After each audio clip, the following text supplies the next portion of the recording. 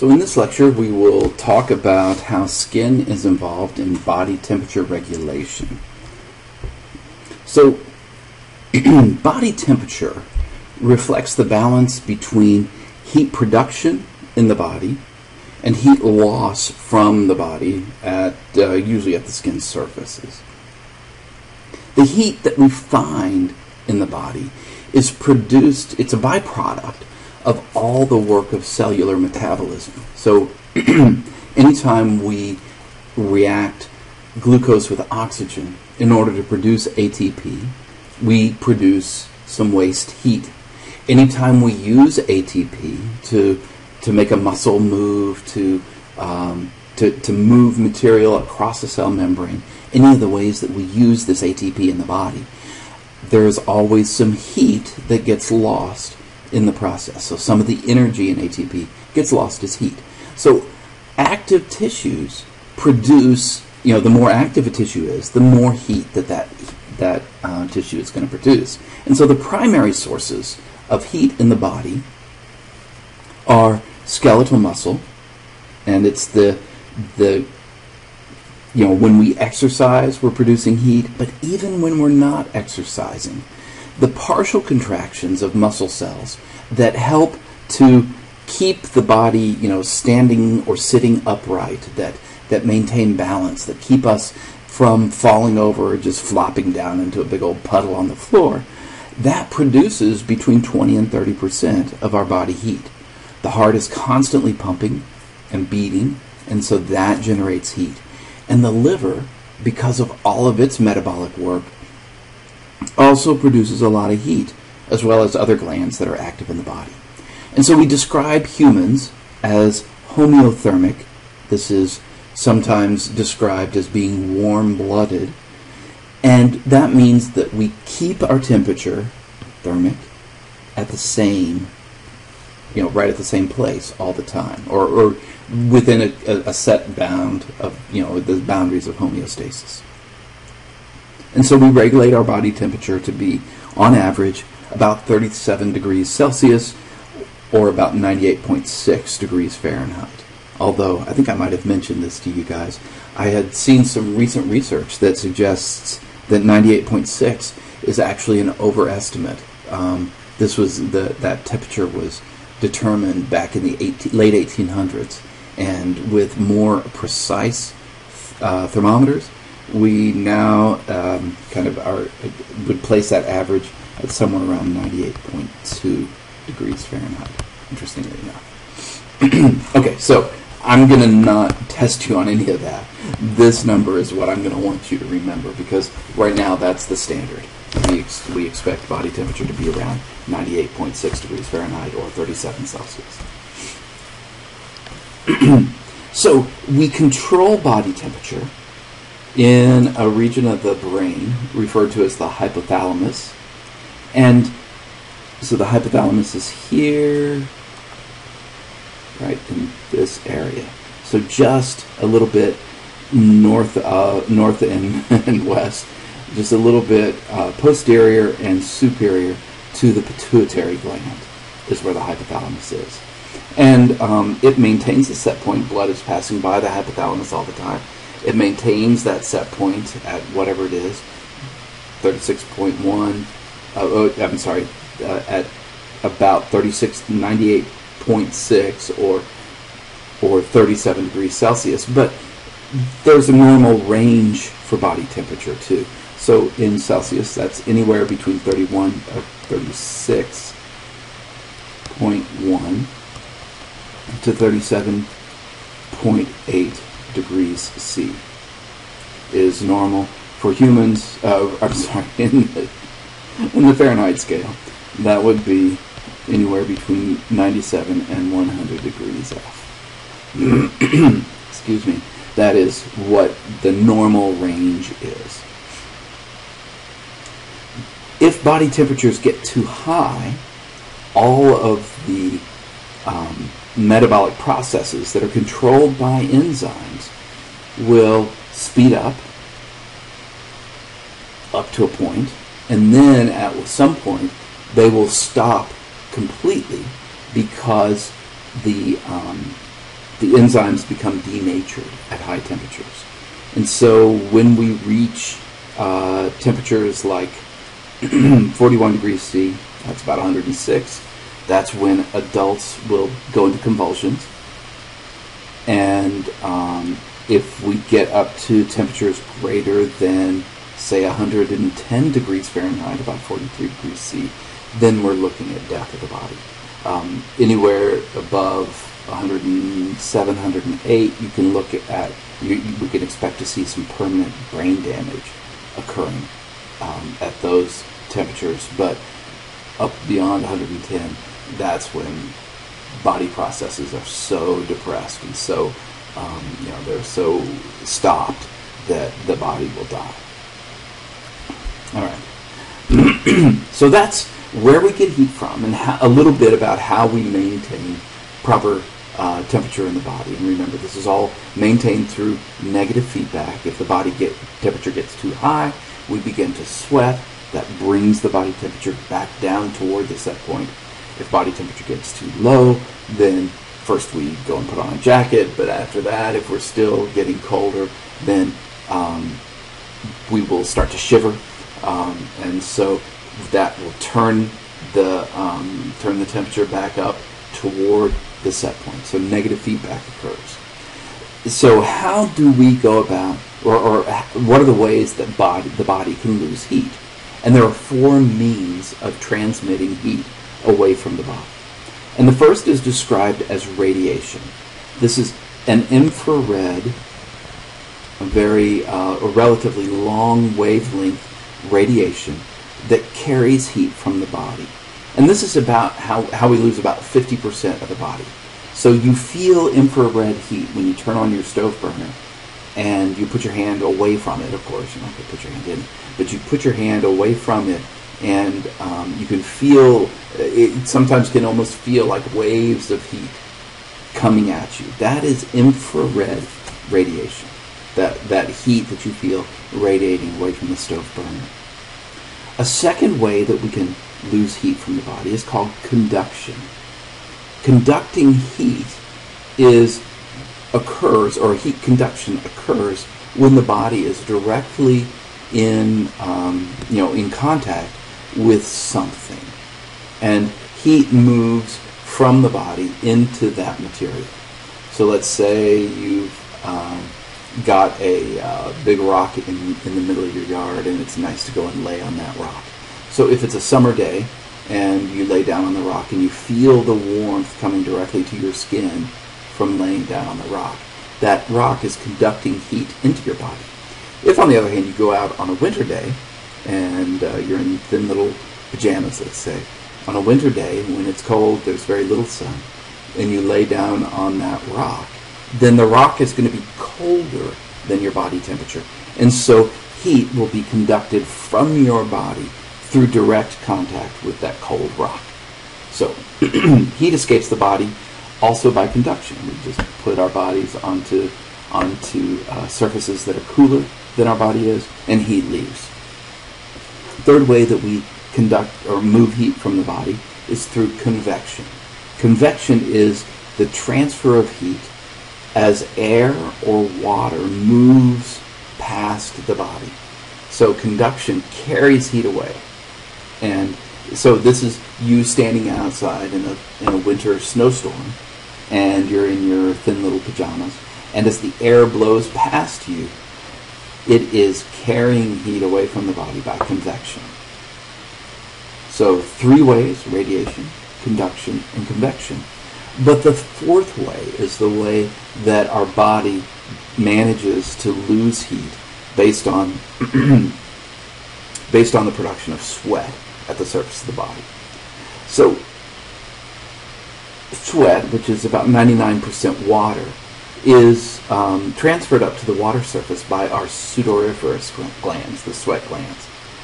And on the surface of the body, it spreads out into a thin layer, and the warmth, the heat from our body, is absorbed into those molecules of water. And if that water molecule gets enough heat energy from our body, then it may become so energetic that an individual water molecule will spring away from all this water that's on the body. Now, it takes a lot of heat for water to vaporize. And so that's why water is such a great material to put on the body in order to evaporate. It's because if the humidity is low enough, water evaporates pretty easily. But when it does so, it takes a lot of heat from the body. One molecule of water can take a huge amount of heat from the body for the size of that water molecule. So as long as the air around us is dry, doesn't have a lot of humidity in it, then water will evaporate fairly easily, carrying heat from the body. So those are the 4 ways that we use, that the body is capable of losing heat. And it's this 4th way, evaporation, that we really take advantage of when we sweat in order to lose body heat. So, as body temperature rises, the hypothalamus sends a message out to the body saying, okay, it's time for us to shed some of this heat. And so the dermal blood vessels in the skin will dilate. That brings warm blood up to the skin's surface, and the heat begins to radiate from the body. That radiating heat will be absorbed by the water molecules that the hypothalamus has told our sudoriferous glands to conduct up to the surface of the skin.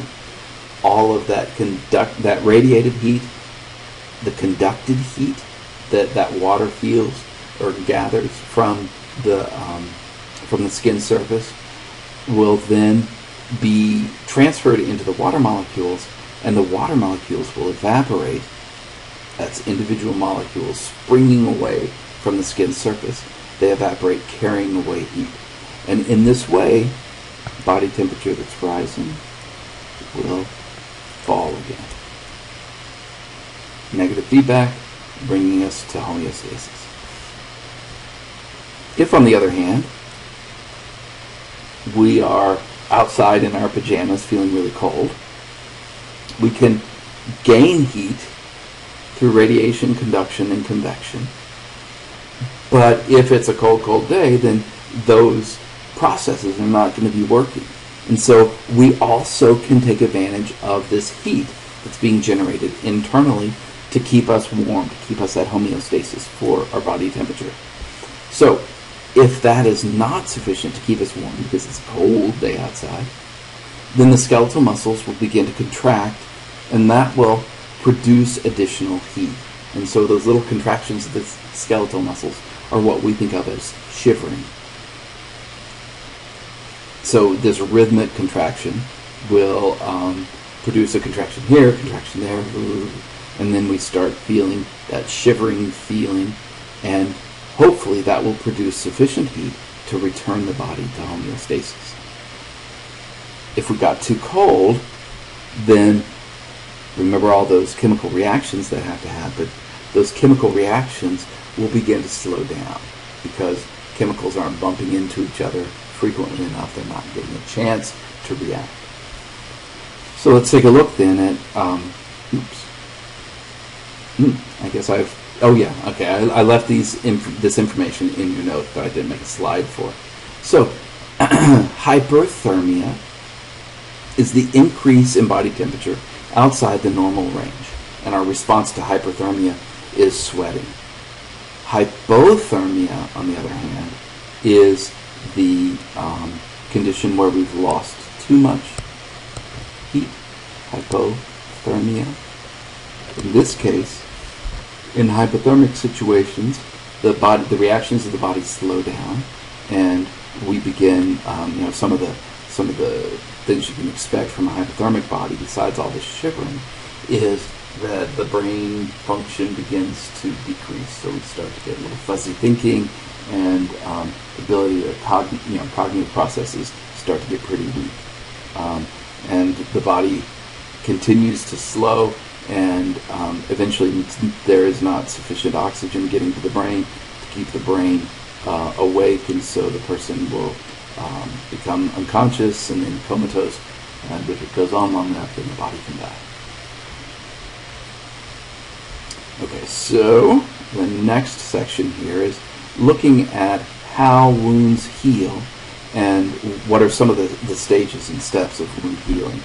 Now, the body is subject to a number of stresses and traumas, and the skin takes the brunt of that, getting cuts and burns and bruises, and all sorts of evil things can be inflicted upon our poor bodies, and the skin gets a lot of that. In response to injury, we see a process engage that is described or that it's named inflammation. And it's caused as the mast cells that are hanging out in the dermis release two primary chemicals. Histamine is one, and heparin is the other. And it's the action of these chemicals that produce the signs and symptoms that we associate with inflammation. And there are three signs and one symptom of inflammation. Redness, local heat, and swelling are all signs of inflammation. A sign is some body characteristic that a caregiver can recognize in the patient. So you can see redness, you can feel the local heat, you can see and feel the swelling of an area. Pain, on the other hand, is a symptom. Symptoms must be described by the patient. The caregiver has no way of actually measuring pain. So the signs and symptoms, redness, local heat, swelling, and pain, all indicate that inflammation is going on. So redness occurs because histamine causes the dilation of blood vessels in the regions where the histamine has been released by those mast cells. So as a result of histamine, we see dilation of blood vessels, and that brings more blood to the area, and we see localized redness. Now, as all that warm blood is being pushed into the inflamed tissues, the veins get compressed, and that makes it hard for the blood to leave. And so all this warm blood that's kind of trapped in this area is bringing a lot of warmth from the core of the body to the inflamed area. And so that heat is felt, can be felt right there at the skin surface. Histamine also has the effect of making the capillaries, those tiniest of blood vessels, making them really leaky. And they're already leaky to begin with, but now the gaps between the cells that line the capillaries become larger, and because of that, even more fluid can be pushed out of the capillaries by the blood pressure.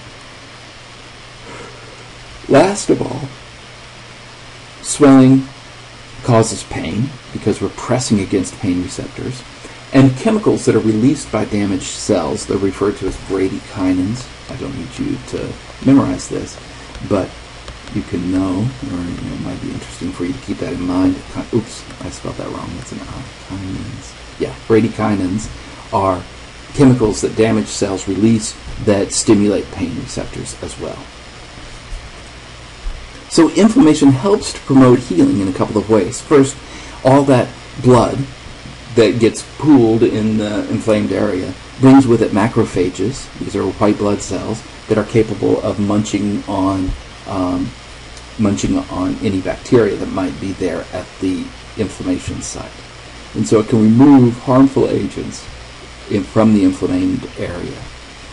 The swelling also, like I said, causes the veins to be slowed down, so to be blocked, closed a little bit, and so it's hard for the blood to get away.